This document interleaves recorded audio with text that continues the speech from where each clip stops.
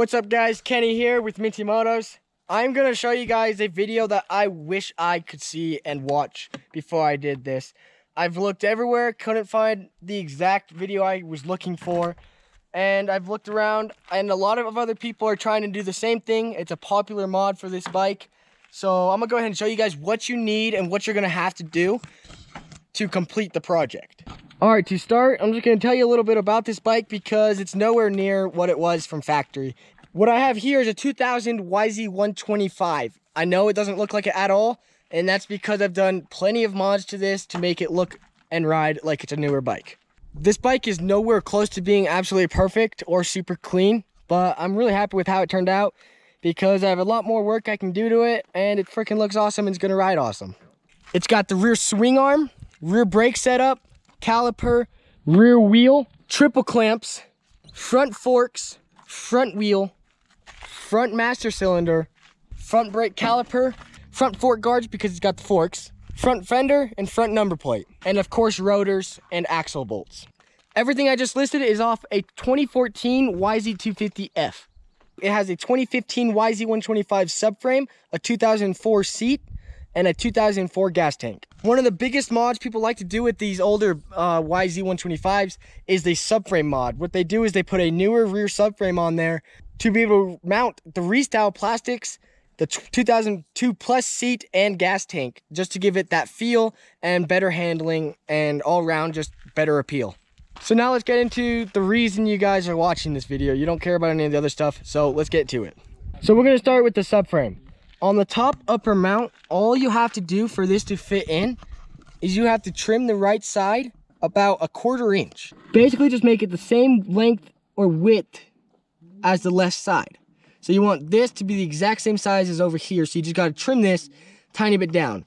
It used to come out to around here because the older subframe mounted on a little bit wider than this one. So you just got to trim that down and the bolt slides right through. It uses the same bolt. It's pretty simple. Over here is where it gets pretty complicated and takes a lot more work than just cutting like the upper mount. It's not perfect, but we took the lower mount that used to mount right here, grind it down to make it smooth, and we moved that mount up just to right there and then re-welded it on. The new subframe's a little bit wider where it mounts, so you may have to widen the mounting point. And we used the original bolt and just put it right through and it bolted on fine, and it's super sturdy and it's not gonna come off. The welding part is the hardest because not everybody has a welder, not everybody has somebody who can weld. Luckily, I have a good buddy who knows how to weld and has a whole shop for welding, so he helped me out with this, so shout out to him. So that is all you have to do to the left lower mount, and then over to the right, I was actually really surprised with how this worked. So this is where the old subframe mounted, right on this hole right here. There was already a hole here, and the frame just mounted perfectly and fit exactly where it needed to be, so that made it really simple. But all we had to do, usually the mounting bracket has a nut welded on the other side, it's threaded. So this one, the hole was just straight all the way through, so we just had to put a nut on the back, which is totally fine. It works great and it mounts perfectly right there. It's pretty awesome how it just mounted straight up. I was pretty excited not having to weld again. So as far as the subframe mounting, that is all you have to do to mount it on and have it installed. Now we're gonna move to the gas tank. The gas tank does not just mount on. Okay, it takes a little bit more work than just slapping it on. What I found was best, underneath the gas tank, you have 2 rubber mounts. One is on the bottom and one is on the top. We call them upper and lower rubber bushings. That's what I at least call them. I don't know what they're actually called. You can leave the lower rubber bushing, but you have to remove the entire top one because it won't sit all the way down and you'll have a huge gap between the gas tank and the frame, and it'll be sitting like this. So the new shrouds will not line up to the mounting bracket right here on the radiator. The radiator is a little bit lower than the actual mount itself. So what I did is, of course, I just grabbed the freaking zip tie and slapped it on it, called it good for now because it holds it on really freaking well, and if it comes off, you just slap a new zip tie on. I like zip ties, some people don't, but I use them pretty much on everything. Zip tie here, zip tie here, zip ties here, zip ties down there. I zip tie up here, all my cables and all that good stuff. It's gonna be a little bit hard to see in here. I don't feel like taking the shroud off, so I'm just gonna try to show you guys from here and underneath. You can see this metal bracket right here, and this is where the gas tank originally mounts. That does not line up to the original frame mount.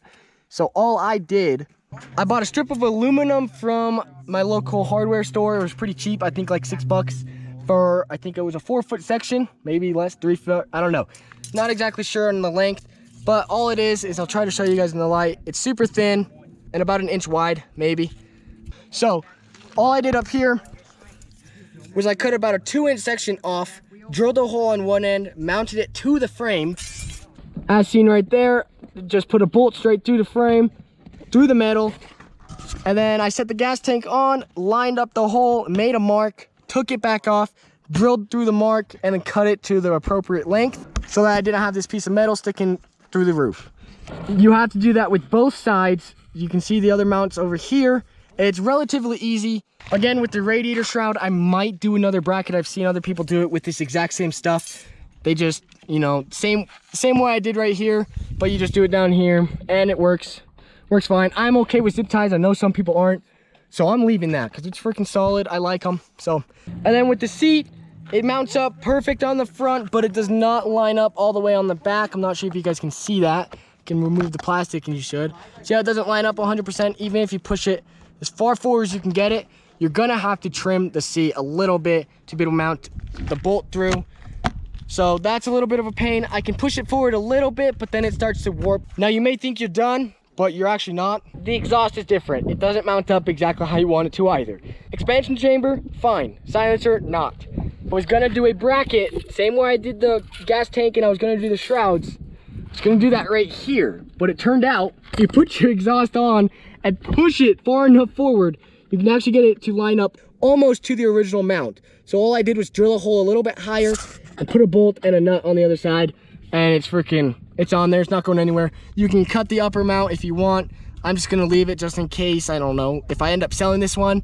So that's another thing. You don't have to use the OEM one. You can get a 2004, you can get a 2002 plus silencer and it should mount up the exact same. I've already tried it. I used a shorty, but I just wanted to use my OEM. I like the OEM. So also keep in mind, yes, the airbox and all the plastics will mount directly up, but there's still the boot. The boot is slightly different with how it mounts, but it's no problem at all. All you have to do is where it originally mounts. You see these nuts and all these bolts coming out. You just have to drill through the airbox itself to be able to mount that on how it's supposed to. It's really easy. We did it in like 5 minutes, so don't worry about that. You just be aware that you're gonna have to drill holes in your new airbox. I don't think I'm missing anything, but it's possible I am. Let me know if you have any questions about it. I'd be happy to answer them. Just PM us on Instagram at Minty Motos, or even drop a comment and I'll reply as soon as I see it. I promise I'll get back to you as fast as possible.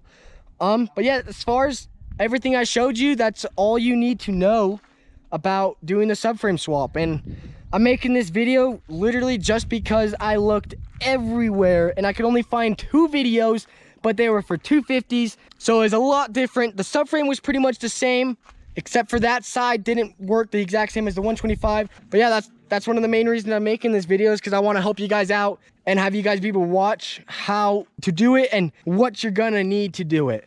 But yeah, guys, that's it for this video. Thanks for watching. Hope this helped you out.